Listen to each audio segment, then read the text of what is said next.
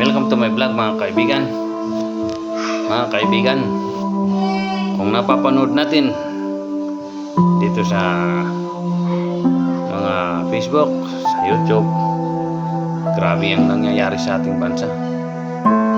Lahat na lang nang nangyayari sa ating bansa, ano man yan, krimen man yan, kahit ano man yan, basta yung mga nangyayari, bakit lagi nilang isinisisi sa nagdaang administrasyon?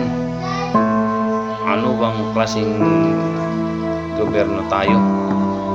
Sigurado kapag natapos ang term ng ating presidente ngayon, yung susunod sisihan yan, laging nagsisisihan. Kaya yan ang problema, kaya hindi tayo umangat, lagi tayong nasa baba.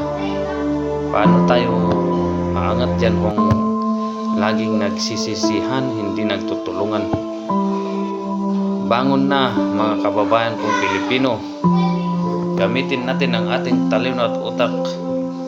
Kaya nga tayo nakapag-aral upang pagsilbihan ng ating bansa at payamanin, palaguhin at bigyan ng katahimikan, peaceful sa ating bansa.